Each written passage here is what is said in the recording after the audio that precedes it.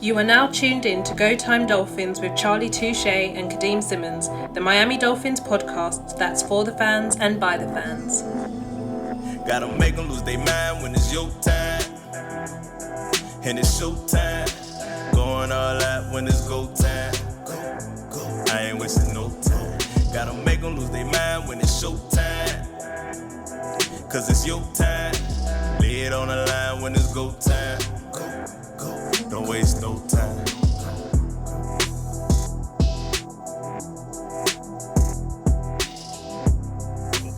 It's always the way as podcasters, content creators, even written journalists, that you write an article, you record something, you release it, and within about 5-10 minutes, it's basically old news. In a constantly moving world is what it is. So it must have been Tuesday. I'm listening to the Dol-Fan UK podcast with 5YardLee, and he's talking about the potential to want Armstead come in, but all that kind of stuff. And then that night, not even that night, in the space of 24 hours, the Dolphins not only get to want Armstead over the line, but also probably the fastest wide receiver in the NFL, Tyreek Hill. So it's only right we grab 5YardLee on the show to discuss the last 24 hours. But before we do get his opinion, I have an apology to make. Huge apology to Charlie. Me and Lee were sitting here waiting for Charlie, and I was like, Charlie's once again late. Like he always does it. Charlie was like, I'll be here in 8 minutes. 20 minutes later, sitting here. So I look at my phone thinking, where is Charlie? Voice note from Charlie. He didn't send me the link, and I was like, yeah, my bad. So, Charlie, I apologize. Your lateness was my lateness. This is on me. I'm holding the L on this one. How are you? Have you recovered from the past 24 hours? Is lateness a word? I think it's tardiness. Or do y'all have a different vocabulary in England? Is lateness a word? Really? I mean, we'll look it up. Hey, check your pulse. It's Go Time Dolphins, the Miami Dolphins podcast that goes not only across the pond, but across the world. I'm Charlie Touche. I got my co-host Kadeem Simmons with me. It's always for the fans and by the fans. We got a guest, and I'm pretty sure we're going to have more guests just to talk about what's going on in the Sunshine State on South Beach, although we don't really play on South Beach, but it sounds good. 5YardLee from Dol-Fan UK podcast. What's up, Lee? What you got going on? How's it going, man? Nice to be here. And you say check your pulse. Yeah, mine's still just about going. I almost had a heart attack when this all went down. But where were you? And what was your reaction? Right, so I was sitting at my desk in the office trying to do some work, trying to get finished up. So anyone that can see this live, see the recording of this, I'm in a hotel, so I'm trying to get work finished up to get away. And then I get a message pop up on the phone. Tyreek Hill's been given permission to seek a trade. I was like, all right. So I sent it through to my brother and a friend of mine. I was like, oh, that you know who really likes guys who are good after the catch, real yak guys. I was like, let's see what happens. 10 minutes later, the Dolphins and the Jets are deep in talks. Oh hell, this might actually happen. About 20 minutes later, it did happen. Then I was trying to do a jersey swap for Tyreek Hill and stuff like that. I already recovered from signing Terron Armstead the night before. Bro, so 6 days prior to the trade, I tweeted trade on the way. 6 days prior to Tyreek Hill being traded. And this was obviously before Terron Armstead was a thing, and you would hope we would get O-line help. When I had a hunch, this is where we're going to leave. We're just going to leave it right there. I had a hunch, and so I tweeted it because you just, that's what people do in 2022, right? They tweet hunches. So a day before the trade, we get a heads up. I'll say a heads up from our friends at the Fence tailgate. and they tell Kadeem, hey, be on the lookout, basically. And then the next day, we land Tyreek Hill. Can I just add that, like, it wasn't a day before; it was days before. I heard it last week. Last week Friday, I got a message. Was it It was last last week? Yeah, Dang. last week Friday. Okay, all right. So okay, I was a little off, a couple days off, but yeah, man. So the fact that it was in the works, and to be to contain your excitement, you know what I'm saying? Like, yo, you can't tell nobody. It's like, bro, what am I supposed to do with this? You feel me? I'm just supposed to, you know what I'm saying? So yeah, man. So I'm glad nobody spilled the beans. It actually happened. We all have our sources, and our sources are happy. So, man, yeah, man, I like to know. Matter of fact, the next few guests we get on the Go Time Dolphins podcast, please believe we're gonna be asking, hey, where were you?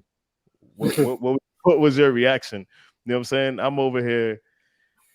Whew, the cheetah and the penguin. Gotta love it, bro. What you got, Kadeem? Yeah, it's hashtag weapons for Tua. That's all we asked. Hashtag weapons for Tua, improve the O-line. And in 24 hours, he got both. Obviously, weapons came before that in Cedric Wilson, Raheem Mostert, and obviously protection came in the form of Connor Williams before Armstead and stuff. But it's an exciting time to be a Dolphins fan. It's an exciting fan to be, a Tua fan. And I also think it's a matter of the trade for Tyreek Hill as well, to not give up any assets next year. Listen, this is I genuinely believe that Tua is going to show how good he is in Miami this year. He's going to be like, this is what happens when I have reliable weapons that can stay in the field for longer than 2 to 3 games at a time. And I think it's just a matter of, if you haven't heard the Tyreek Hill interview and the Devon Armstead interview yet, go back and check it out. Before we hand over to 5YardLee, just want to actually no, as Mr. Charlie, just check my watch, Mr. Charlie Touche, sending me stuff. Yeah, it's just a matter of what you want the season to start tomorrow, because you want to see how this always going to play out. But we have to wait months. You have to go through preseason. You have to go through the draft, which right now the draft for Dolphins fans doesn't mean anything, because our first pick is in the 3rd round, and we came up with a 4th round pick as well. So it's going to be a very quiet draft night. But at the same time, listen, don't think the trade talks are over. We're already hearing Devante Parker might be out of the building as well. Chris Grier is going to want to recuperate some of these picks as soon as possible to give himself a chance to, add more weapons and to keep on building on what he's already started. So we said it in the last episode. Chris Grier said he's going to be aggressive. This is him being aggressive. What do you think, Lee? Yeah, I mean, this is. It's just too exciting, man. Like you said, we wanted to play football tomorrow, but the one thing Chris Grier can't do for me going forwards is start to dismantle the defense, because he's managed to do all this whilst retaining the same defense that basically played last year. Like that's priceless. It's almost Emmanuel Ogbah re-signing is almost forgotten about because it happened just before free agency started. But when you think about it, basically everyone's returning on defense, and that was the strength of the team. This team has only got better. So if he wants to recoup them, I completely understand it, but I think it's probably worth just suffering the not having picks this year in the draft, because you traded them for known commodities. You're not taking a risk on drafting a wide receiver in the 1st round because you've got one that is an all-pro. You got one that is one of the best in the game. But I wouldn't like to see you give up an Xavier Howard to get those picks back in, because then you've still got that hole to fill again. So, this is the thing that's been bubbling away a little bit in the background the last few weeks. Xavier Howard has been, negotiating the restructure of that deal and how they're going to do it, like Chris Grier agreed to last year. That needs to get done. for me. I'd rather do that than recoup picks in this year's draft. So if I heard you correctly, Lee, you say you do not want to move on from Xavier Howard. You rather give him the money and let's maximize this window, is what you're saying. Yeah. So we're not gonna say it on this podcast, but forget those picks, is what you're saying. Yeah, that's right. Forget those picks. Shout out to Xavier Howard, Emmanuel Agba, friend of the podcast, Devon Holland, all posted. I'm pretty sure everyone has seen it by now. If you haven't seen it by now, there's a Chris Grier picture with a smile on his face and a caption that basically says, "Forget those picks." And I'm sure everyone could catch on to that. Because it's funny you brought up X, because that's my next question. Do we try to recoup some of the picks? Do we just forget about them? This is actually a draft for corners too. Like Trevon Diggs fell to the second round. There are like 7 corners in the top 40 overall that can start right away in the draft. It's probably 11 that I like for the Dolphins, but we're not going to get any one of them right now. And I'm okay with it. And I told every single person listening to this podcast, I'm like, listen, if the Dolphins wanted to trade for Devante Adams when that happened, and they gave up a first and a second and paid him $28 million a year, I mean, I wouldn't do it, but I'm gonna be excited when it happens. like yo, I'm like, yeah, I would have did it, but let's do it. It's fun. It tells me that you're ready. Like, hey, let's do this. So I'm all for it, right? Now it's just, what do we do from here? Like, where do we really go? And it was just a frenzy. You want to see what the Dolphin players are saying. You want to see what Dolphin Twitter looks like. Again, yeah, we won the Super Bowl in the offseason, but we didn't win anything, right? So, but you just know that there's a chance now. There's a lifeline. And if I use Mike McDaniel's word, there's a pulse, and people need to check it now. So someone who I noticed wasn't as excited was Devante Parker. I'm like, man, everybody else is excited. Jalen Phillips excited. Friend of the podcast, Devon Holland excited. Waddle's excited. Everybody's excited. Chase Edmonds been on the team 10 days. You know what I'm saying? And he's excited. And he got former teammates from the Cardinals calling him out like, bro, you've been there 10 days. And he said, let me live. So for someone who's been here 10 days and for someone who's been here 7 years to not have the same excitement, makes me think, well, I wonder why Devante Parker ain't so excited. What you make of that, Kadeem?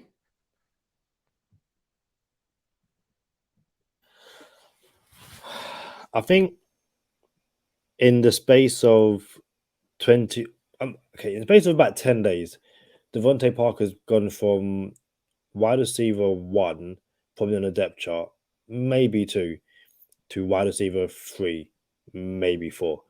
Devante Parker's just seen his snaps decrease a lot.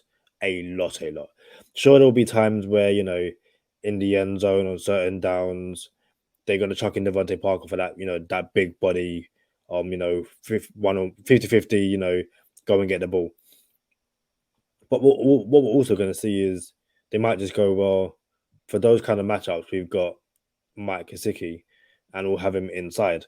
So on the outside, we're going to have Jalen Waddle and, Tyreek Hill to stretch defenses to open up the middle of the field for Mike Gesicki, who's got better hands than Devante Parker, to reel it in. So yeah, I'm not going to say Devante Parker's, in his feelings or feeling some kind of way, because there's a genuine reason for him to be like, the guys you guys are bringing in fit the offense that Mike McDaniel is going to install better than, it fits myself. He can see a way in which, as the Dolphins try to clear cap space and to recuperate picks, his name is probably high up on that list. And we've already seen, since Tyreek Hill has come in, that the Packers and the Ravens, we believe, are 2 teams that are interested in acquiring services of Devante Parker. So, listen, I'm sure there will be fans who are happy that Devante Parker could be leaving. I believe that there's probably still a space for Devante Parker, but it just means that you don't have to rely on him, for 17 games, because you now have guys who can step in, and the games in which Devante Parker is healthy, great. And you know what? I'll end on this. The signings the Dolphins have made might be I'm not going to say the kick, but the nudge for Devante Parker to be like, okay, do you know what? I'm going to make sure that I prove that I deserve to be in this building for at least another few years. I'm very limited when it comes to my, what you call it? Cockney rhyme and slang is what y'all call it? Yeah. Right? I'm very limited when it comes to that. And I'm also limited when it comes to, my London accent. So I won't use it. But I got some phrases in the tuck. You feel me? So Lee, do you fancy a Devante Parker trade?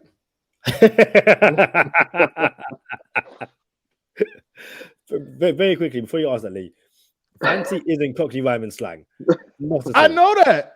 I just said I'm just going around like, I might not be up on that, and I know a little line or two, you know what I'm saying? But I ain't say Cockney rhyme and slang. I'm just saying like, I know a little something like this. So do you fancy a Devante Parker trade? I just wanted to know if he fancied it or not. I mean, if you're desperate to get picks back, look, Devante Parker has to be an exceedingly attractive option for an awful lot of teams because his contract is so friendly. The upside is still there. Look, if we rolled into the season with him as wide receiver 3, I think we'd all be fairly high that that's one of the best third wide receivers in the NFL. In regards to last year, he came into the season as wide receiver 1. And the change in role, like Kadeem said, taking less snaps really kind of plays into Devante Parker's wheelhouse. Like, less use is better for him because it means it gives him a better chance to stay healthy. But for other teams, I mean, they see a chance to bring in a guy with a big wingspan, a big catch radius, and like high upside on a contract that really is fairly team friendly. So, I mean, look, it seems like a really obvious place to try and recoup some of those picks. I don't know what you can get. I'm guessing his value is higher because the contract is so friendly. That's the beauty of Devante Parker is more than him as just a player, is the value of his contract to some of the other clubs. So, I mean, look, I'd like to keep him around. I got a soft spot for Devante Parker. I just always believe that he can be more than what we've seen, but he seems like the obvious place to go get picks back. Would you consider? I know you just signed into a tender. But would you consider trading someone like a Nick Needham to bring in picks? Like, would you move Mike Gesicki off the tag and trade him to bring in picks and use that money to go and get another tight end? I don't know. There's a lot of options, but I don't. The main thing for me is don't dismantle the core of the defense to do it. If you have to sacrifice Devante Parker, so be it. So here's my thing. I'm unwilling. Mike Gesicki is unmovable for me right now. Unmovable because of what we're doing. He was unmovable before, but he's even more unmovable now. And I'll tell you why in a second. But as far as Parker goes, and I'll answer your question as well about Nick Needham. I don't think Nick Needham brings back anything really. I don't know. Maybe a fifth, maybe. I believe the Eagles, I believe the Packers, and I believe the Colts will all be in on Devante Parker. We'll just talk about compensation. I believe had we did it in 2019 when I was calling for it, we could have got a second for him. This contract is so well put together that it is the dollar menu variety, like, of receivers. Like, bro, we could get Devante Parker for $1 off the dollar menu. This is it. This is a steal. Let me get 2 of them, right? So a team's gonna bite. His true value in the trade compensation probably around a 5th round, a 4th round maybe, And if Chris Grier is on the phone, because I'm conducting the train, you could probably get a third, right? Yeah. And that's really stretching it. And I'm gonna be real with you. You don't have to get all that now, because if you can't get that fourth, if they say, yeah, man, fourth's too high, we're thinking 5 or 6. Chris Grier might be inclined to say, well, how about a 2023 third rounder? You see what I'm saying? So you might not get that this year, but you could also go into next year and say, you know what? You don't have to give us nothing right now, but let's cash out in 2023 and see if Chris Grier can whip up his magic and pull a bunny out the hat for 2023 third round. So what do you think the compensation would be, Kadeem? Yeah, I think the team friendliness of the deal is great, but Devante Parker's health limits it. I think you'd be lucky to get a third this year. I think the talking point is probably like a fourth, maybe even a fifth, given what Amari Cooper went for. Now, Amari Cooper obviously had a much bigger contract. But as you know, that's the saying goes, the best ability is availability. And I think Devante Parker is. Hang on, is that availability via trade? I think Parker is like sneaky healthy, if that makes sense. Like when you look at how many games he plays. I feel like Devante Parker doesn't miss as many games as people think he does. I think he's one of those people who like just isn't on the field for a full game. So it's like I believe I lost the 13.5 Over. games. Yeah. But he wasn't like that far from it. It wasn't less than like 11 games. See, but hold on, stop the press though, Kadeem. LB, friend of the pot. No, he's not friend of the pot. LB said everyone who wow, we gotta get LB back on here because he's not friend of the podcast. He is the podcast, bro. We gotta get him back on. You know what I'm saying? So LB said this, and he hit me on the head with it, and it's the truth. It's not that if you look at how many games did he miss, and it might just say 12, like he played in 12. It's that he'll start the game and then get hurt during the game. You see what I'm saying? It's sneaky. And that's what I'm saying. Yeah. Go ahead. I'm sorry. That's why he's sneaky healthy but sneaky unhealthy, because like he'll start the game, play 2 series, and then be missing. It's like, dude, and again, so it's like, yeah, the start stat is deceiving. It's there's no good start in the game if one series into it we've got to take you out because of a hamstring injury, and then we have to you've got to sit the rest of the game, and then before the next game it's like, yeah, I can't go. Like, we haven't tested it. Yeah, but I just can't go. So yeah, I think, and again, it's I'm pretty sure 5YardLee is a bigger Devante Parker fan than both of us. I just think there's room for him in this scheme, in this offense. I believe that you need a Devante Parker type. So even if you get rid of Devante Parker, and especially after you've lost Matt Collins, it's, do you then try and find a big body receiver? You're not going to move Mike Gesicki to wide receiver full time. That's not going to happen. I still think even with your speed, your speed demon wide receivers you've got, which by the way, this offense needs a name. I've seen a few banded about, from Legion of Zoom to have like a surf and turf, or like the Greatest Show on Surf. We will fine tune something better, but I still think those speedy wide receivers need a Devante Parker type, but you just need him to be healthy a lot more than he actually is. So I think the conversation is probably about a 4th or a 5th if you're lucky. I like both of those names, by the way. Legion of Zoom and Greatest Show on Surf. I like both of them. I could get jiggy with both of them. I can't take credit for them, which is why I don't want to use them. No. I say that again.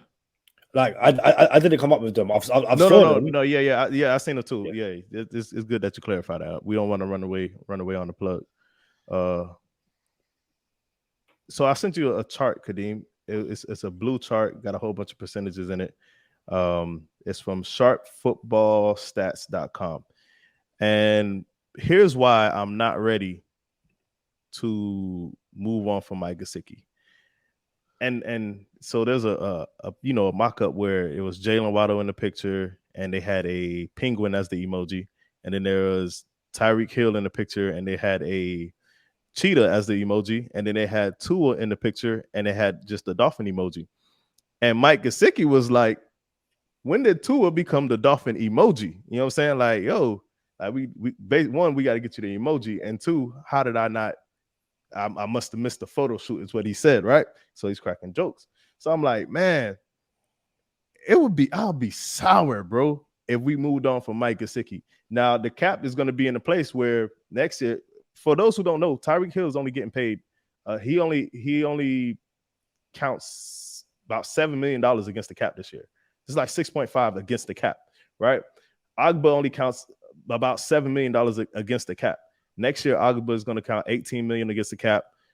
Tyreek's going to cost 31, I think, against the cap next year. You have Xavier Howard supposed to count 12, but we're probably going to give him some more. And then you got Byron Jones counting 14. So we're getting up there now. We're getting there. Things starting to cost a little bit of money. Gesicki's on the tag for 11 this year. And then you got to imagine he's going to, the other picture, Kadeem, other picture. I sent you a link for a website. So we'll get to that picture as well. So you got to imagine cost of living is going up in Miami, Florida. And we're going to get into the cost of living too, because I got something to say about that. But here's my thing. If you look at the personnel groupings and what you can do with Tyreek Hill and Jalen Waddle on the same team, you're putting a lot of teams in a bind. No one on God's, I can't even say green earth because I wanted to say something about surf. You know what I'm saying? Can keep up with the track team that we have in Jalen Waddle, Tyreek Hill, Raheem Mostert, and Chase Edmonds. It's just not humanly possible. And then you got to do it in the humidity of South Florida. We have a leg up on them. Now, here's my thing. What we have, if you're listening to the audio version, check us out on YouTube, share, like, and subscribe at Go Time Dolphins. We have a chart up, and what it is a offensive personnel grouping chart. So this tells us in 2021 the personnel that all the teams ran more frequently, right? So if you look at the Dolphins, we were in 11 personnel. 28% of our snaps. We were in 12 personnel, 61% of our snaps. Basically, those were, if you can see it on YouTube, you can't blow that up a little bit more. If not, it's okay. But basically, our base formation was one running back and two receivers. Or, yeah, I'm lying. One running back, two tight ends, two receivers. That's what 12 personnel is. Hey, look at Kadeem coming in the clutch. Hey, bro, hey, listen, y'all got to check us out on YouTube, man. Kadeem over here got the little, you know what I'm saying, behind the scenes production work going on. You feel me? So what personnel groupings do is they create mismatches. So 11 personnel tells you have a one running back, one tight end, three receivers. All right. 21 personnel, you have two running backs, one tight end, two receivers. If you look at San Fran's personnel grouping, 48% of their snaps came in 11 personnel. But here's the thing, 34% of their snaps came in 21 personnel. So that means they had two running backs, one tight end, and two receivers. Obviously, your two running backs are most likely a running back and a fullback in this case because it's San Fran. What's going to happen, y'all, is you're going to see a lot of 21 personnel where a running back comes out, a fullback comes out. Or we'll just call it two running backs. Let's say you got Mostert and Edmonds on the field at the same time. Cool. And you have Mike Gesicki at tight end, and he lines up in line, right? And then you have Waddle on one side, and you have Hill on the other side. If the defense comes out in a nickel, you can zone read and you can RPO them to death in this formation. All right. if the defense comes out in a base 4-3-3-4, you can motion out, and you can have linebackers covering Gesicki, linebackers covering Edmonds, linebackers covering Mostert, and then you have one-on-one with, well, not one-on-one, but you have your corners covering Hill and Waddle. It's just fun. I could only imagine. Like, I could see Mike McDaniel with a smile on his face right now with a little clicker. And like we don't have basements down here in Florida, but he's in his man cave just clicking away, like smiling, like this is what I'm gonna do here. You feel me? So the personnel grouping is we're gonna mix it up. And Mike Gesicki is a part of that. Because you can't double, you could double Tyreek all you want. You could go too high, double Tyreek Hill. That's what we did. If you guys remember when we played KC, we doubled him up, and then he only got off when Clayton Fezdelum was put in at safety, right? So you get your name wrong every single time. It's all right though. I think he understands. So you could double Tyreek Hill all you want, but Waddle's going to get off in the slot. If you happen to put a safety over and play too high all day, we're going to run the ball down your throat, bro. No tight end, no linebacker could keep up with Mike Gesicki in the slot. So in essence, I said all that to say this: we can move on from Parker, and Gesicki will be, in essence, his replacement as a receiver. You see what I'm saying? So we don't have to line him up in line all the time. He's still a big body. We could mismatch him with safeties and linebackers. And all of a sudden, this is why we re-signed Preston Williams. You see what I'm saying? It kind of makes sense. Like, you know what? We kept Preston Williams for $1 million so we could get $6 million or $9 million off the books, eat a $3 million dead cap. We have Parker's replacement in Preston Williams, and you still have someone 6'6" in Gesicki and 6'5" in Preston Williams. We can really move on. I know you got a soft spot, Lee, but I do not have that same soft spot. I don't share that sentiment. No, I mean, I can completely see what you're saying, and if they moved on from Devante Parker, I completely get it. It's probably of all the options to try and recoup picks, it's the easiest and probably the top of the list in regards to recouping them. Like, because everyone else that's going to get you anything of any note, we don't want to move on from. Anyone there leaves a hole, but Devante Parker doesn't leave a hole because, like you say, it's easy to make up with a blend, really, of Mike Gesicki and Preston Williams. As of right now, I got a question, Kadeem. When we was talking about being excited, right? You got that Tua tweet when he was working out, like 30. I would say about an hour or two after the trade was announced. This was QB1's reaction, not reaction, but this was him working out with Lynn Bowden Jr. And I know my reaction when we found out we got Tyreek Hill. But if Tua's in the gym working out like this, we'll let it play. And if you're listening to the audio version, bro, does that look like somebody who don't like pressure? You know what I'm saying? Does that look like somebody who's hesitant about going into this season? Or does that look like somebody who's like, oh, y'all got me weapons? Aston Martin quarterback, Lamborghini receivers? Bro, this man is ready, man. Everybody coming at this guy like, oh, no more excuses. Tua don't have excuses. What you mean Tua don't have excuses?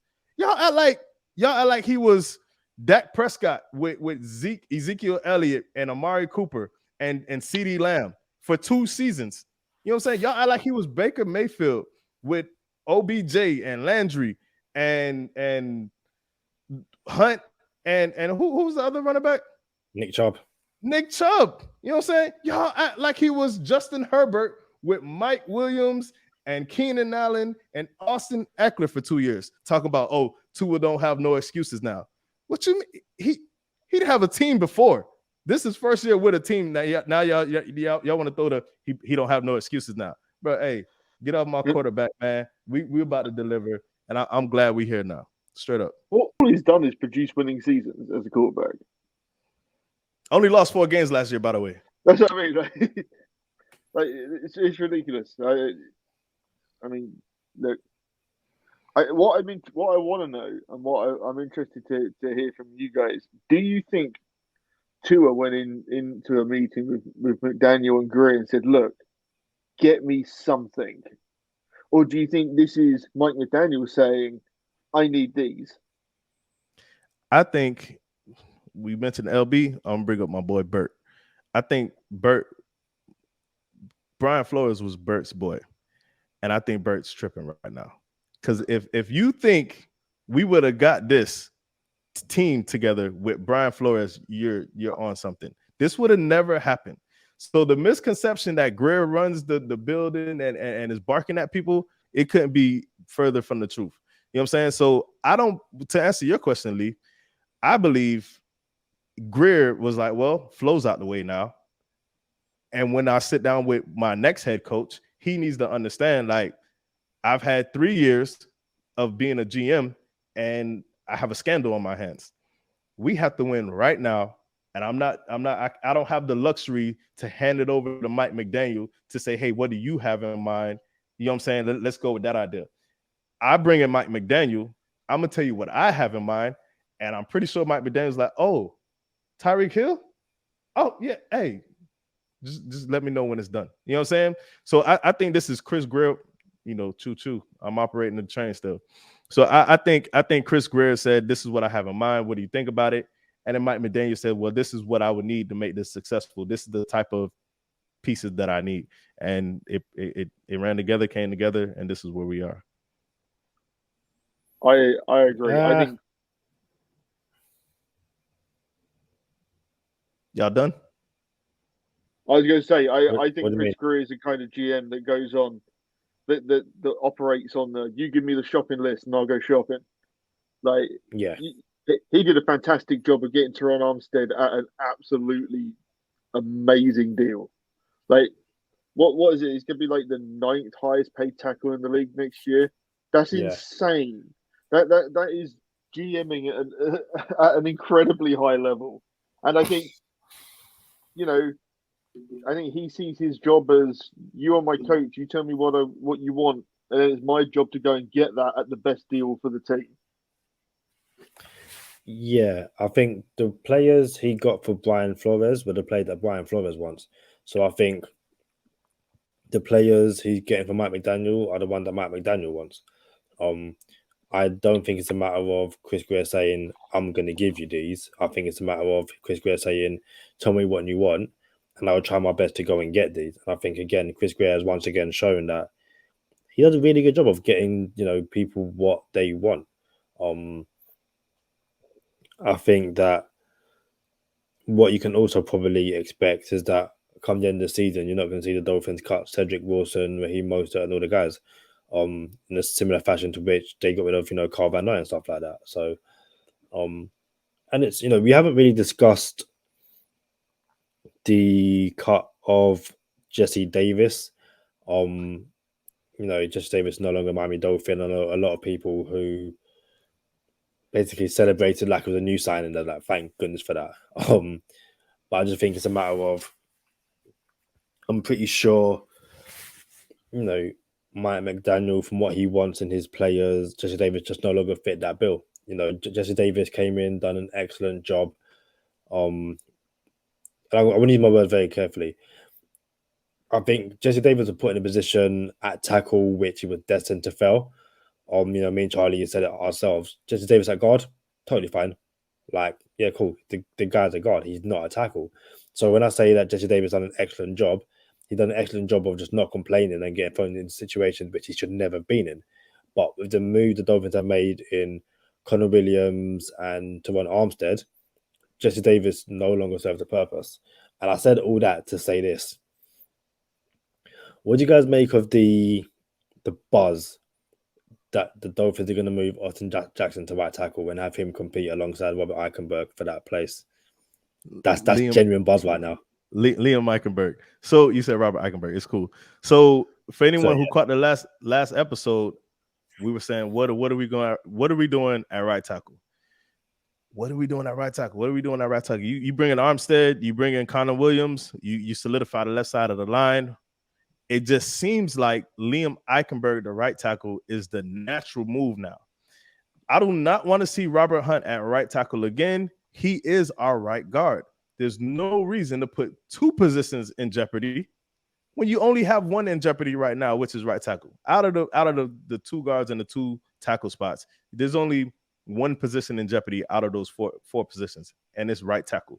To move Robert Hunt to right tackle will put two positions in jeopardy. I'm not feeling that. So I leave Robert Hunt at right guard. I have Liam Eichenberg, and I have Austin Jackson battle it out. Bro, you're a first-round pick. You're a football player. You're 6'4", 278-ish. I need you to play tackle. I need you to take some ballet classes because we're gonna put you on an island out there at tackle, bro. And the best man win. But I really wanted to add someone else to that too. Like either we bring in one more or we draft one more and we have them all figure it out. But I could promise you this: I don't love that our weakest spot on the line is my quarterback's blind side. How you feel? Man, I just drew a blank, Lee. My bad. It's good, man. I think Eichenberg can do the job. He said early in last season, he wanted to be a right tackle. He didn't think he was a left tackle, but they wanted him to play there, so that's where he played. He did the job he was asked to, which is fine. But the coaching will be better. We saw too many O-linemen leave this team and go and play very good football elsewhere. Let's be honest, right? There's people who would have Billy Turner back, right? Because he played well as a Green Bay Packer. And he was awful as a Miami Dolphin. Because we couldn't coach O-linemen. Well, that's got to change. And hopefully this staff will get it right. And if that's the case, Liam Eichenberg, there's no reason he can't be a good right tackle. Like you say, it doesn't feel like they're done either. Like, I still wouldn't be surprised if an O-lineman gets brought in. It's probably more likely a center where they want an experienced center. But they can say that Austin Jackson's going to get a crack at right tackle. That's absolutely fine. But Liam Eichenberg will beat him out in camp anyway. So I think we just have to kind of face the reality that Austin Jackson was a bad pick in the first round. It was a reach, and it's not panned out. But that's the way the draft goes. This is why you don't draft a wide receiver in the first round this year, and you trade those picks to get Tyreek Hill because he's a proven commodity. This is why I wouldn't swap Xavier Howard for picks right now, because then I've got to replace Xavier Howard, and I've got a 50-50 chance in the draft of doing it, or I can pay the proven commodity that I already have. So we released Allen Hurns as well. And I know there was maybe not a discussion, but there was a thought of who's going to wear number 10 for the Miami Dolphins, because Cedric Wilson is currently number 10 and Tyreek Hill has just landed. The Eagles just landed. The Cheetah has just landed, I should say. Cedric Wilson, bro, used to wear number 11. If you wait like 2 more weeks, it'll be available. I'm just saying, bro. That's how I see it. There is no way that Tyreek Hill doesn't wear number 10. Like, it's one of the things where during his introductory press conference, he's got a 10 around his neck. Like, it's part of his brand. Like, I'm pretty sure, didn't Cedric Wilson wear 1 last year? He wore 1 last year, but he's not having that either. Yeah, because 1 was the single digits. Single digits was the first year. I just caught that.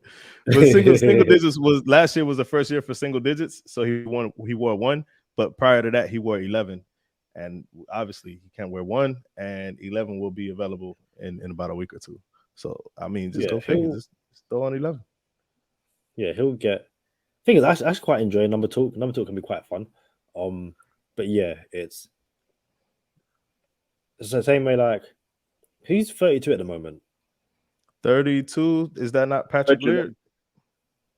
Feslum is 32? No. It might be, no, you might be right there. It might be Patrick Laird. Oh, so I got Laird. Feslum's like 35, I think. Quick stat check, fact check, current roster. You say 32? Yeah, Feslum's 42. 42. Yep. There is no 32 on the roster. No 32. But Patrick Laird's not on the roster anymore, though. So. But again, I say that because there's again genuine discourse that Honey Badger could be coming to the team. And if Honey Badger comes, you would assume that's the end of Eric Rowe, you guess, because they're not moving on from Van and Jones and Javon Holland. So again, your thoughts on Honey Badger, who I believe was, it's funny, and again, I no word of a lie. So the Go Time Dolphin Twitter account tweeted out a photo of me talking to Kenny Stills, and then I responded with me meeting Honey Badger. This was like 5 years ago, and that same day there's talk of Honey Badger becoming a Miami Dolphin. So, what do you make of the? Whilst you were talking to the last number 10. Yeah. Hold on, I missed that. What happened? The guy's not paying attention. So I was just saying, it's cool. I heard that part. I just didn't hear what Lee said, bro. Oh, Lee said when I was talking to the last number 10 in Kansas State. See, look, see, bro, you heard that? That was the bus running me over. So someone may have worn it in the preseason, but that's the last active player to wear it, wasn't it? Yeah. Turns out Patrick Laird was number 32. But what you think about Honey Badger, Lee? It feels unnecessary. I don't know. It feels like a luxury at this stage when I would rather take if you're going to invest in that and put it into a center or a right tackle. I don't know. I'm kind of torn. I don't want to say I wouldn't sign him if I was in charge of the Dolphins. That's probably the best way of me putting it, because I feel like he's on the back end of his career rather than in his prime. That's just my personal opinion. I know there's lots of people who think otherwise, but that I want to see the young two safeties develop, and really, Eric Rowe was kind of being phased out a little bit last year. So if you bring him in to replace Eric Rowe, then you've actually got to eat into one of the young guys' time, and I'd rather see the young guys develop. So here's my thinking. I hear everything you're saying, and I consider that. But here's where I think it makes sense. Eric Rowe is a tight end specialist. We said it for 2 years on this podcast, and then the Snowman came on and confirmed it and said, yo, Eric Rowe is a tight end specialist. Like this, he's nice. But here's my thing. We can move on from Eric Rowe. And although the Honey Badger would eat into Brandon Jones and Javon Holland snaps, there's still a hole at nickel corner. We do not have a bona fide starter at nickel. We have Byron Jones at one corner, X on another corner. Justin Coleman already signed in Seattle. Nick Needham is still decent, but he's not the answer at nickel.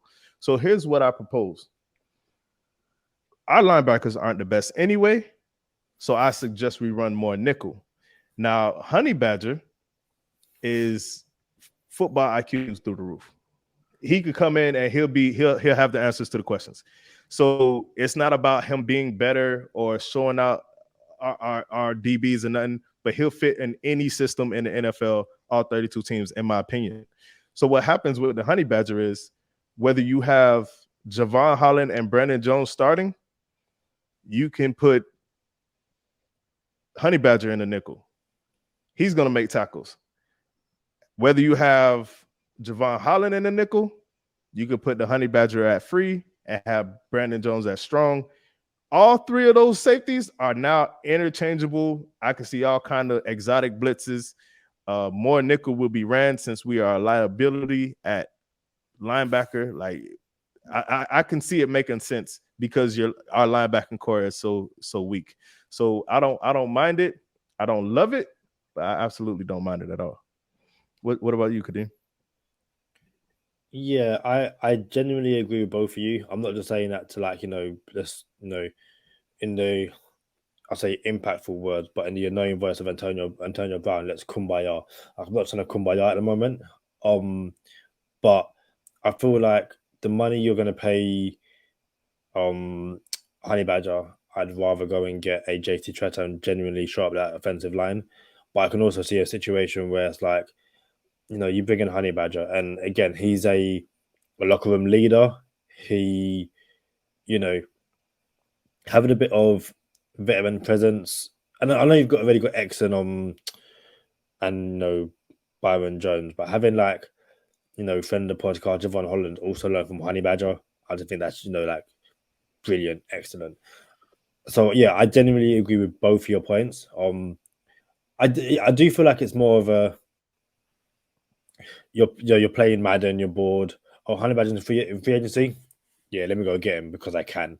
But it's also a matter of Dolphins. Like the Dolphins, they're not done. They're being aggressive, and if you can get Honey Badger on, penny for the pound here in the UK, penny for the dollar out there in the US, would it really be the worst move in the whole entire world?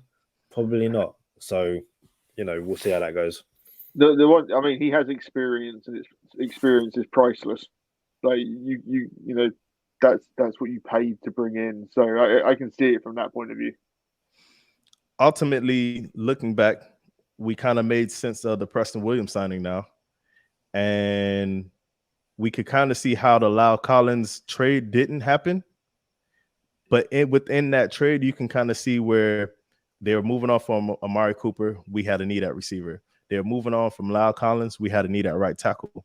So it seemed like Chris Grier was like, look, what do you want for both? And then they told him their price, and he's like, that's too high. I'm pretty sure Chris Grier tried to fleece the Cowboys for both of them and say, you know what? If I could get Amari Cooper and La'el Collins for pennies on the pound, shout out to y'all boys, he's going to do it. Ultimately, we ended up with Terron Armstead and Tyreek Hill, but we're paying for it. Not saying there's no problem with it at all, but I'm saying that you can see that there's significant difference. And I just wanted to run that like by everyone, since we had so many episodes on right tackle and left tackle and who we're going to get at receivers and all this other good stuff. But before we go into bonus time, Lee, tell everybody where they could find you. So yeah, you can find me at 5YardLee on Twitter, on the Dol-Fan UK podcast, or on here with you guys. Hey, my dog. Hey, shout out to Rod O the Boss. Hit us up on social media. Shout out to you, bro. He said he works overnight, he works night shift, and he saves the podcast to listen to us on night shift. Shout out to you, bro. You're a real one, man. Appreciate everybody that rocks with us. Y'all come on over to bonus time with us. But before you do, check your pulse. Stay positive. Test negative. For Kadeem Simmons, 5YardLee, I'm Charlie Touche. Thank you for tuning in this time. Make sure you catch us next time on Go Time. Already. Gotta make them lose their mind when it's your time. And it's showtime. Going all out when it's go time. I ain't wasting no time. Gotta make them lose their mind when it's showtime. Cause it's your time. Lay it on the line when it's go time. Don't waste no time. I apologize because I said we weren't going to discuss this, but I feel like we have to because there's no fun in Miami because people never want Dolphins fans to be happy. I don't want to spend too long on it, but Charlie, your thoughts on Tom Brady potentially becoming a Dolphin? Tom Brady's not becoming. Let's rewind that. Number 12 not becoming a Dolphin, bro. He's not becoming a Dolphin, bro. Hang on, sorry. I've got to jump in. I've got to cut you off, right? Kadeem said earlier, number talk is fun. They're not unretiring 12. He's not coming, bro. Like, what? Tell everyone why you're bringing this up, Kadeem.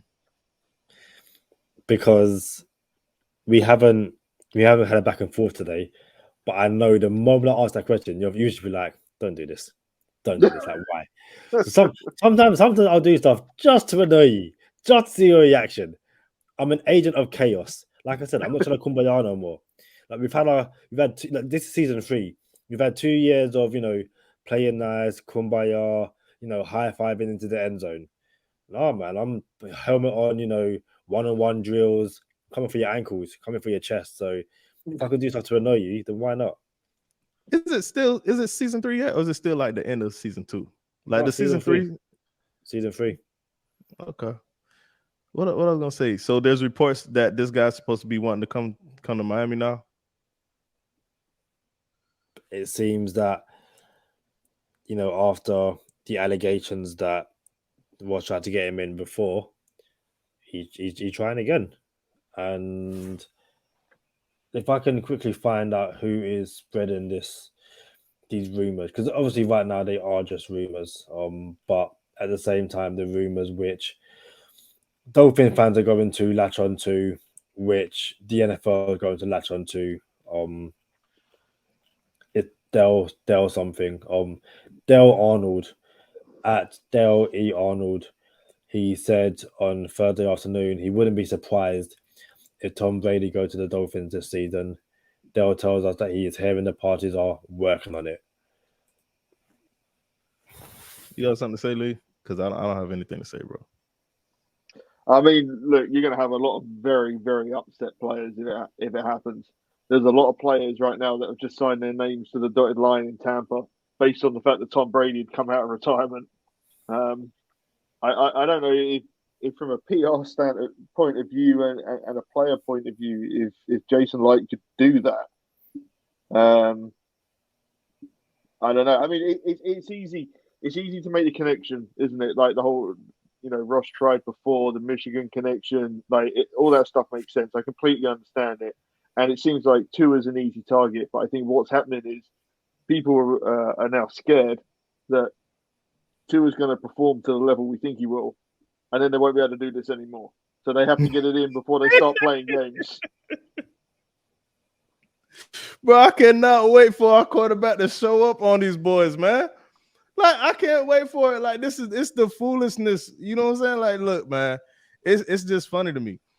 And unfortunately, there's some people who missed the Tua train. The Tua train left the station. And me and Kadeem burned the ships. Like, yo, we're all in on Tua. We had an episode. You know what? We might have to have a part 2 to burn the ships. We're going to have a part 2 to burn the ships. If any of our followers that rock with us on our first season, we burned the ships during the first season. So 5YardLee, he's in on Tua. That train left the station. There's no room for people to get on the Tua train now after the cheetah done came here, right? The cheetah was fast enough to catch up to the train to get on it. You feel me? But there's a train that's about to leave the station. As a matter of fact, I'm conducting it, and it's the Chris Grier train. You know what I'm saying? So everybody who came at Chris Grier Dome before, y'all got one last chance to get on now. Like, Chris Grier ain't the issue, Holmes. So I'm glad we brought that up. This guy from Tampa is not coming to Miami. Like, don't speak that into existence, bro. We got our quarterback.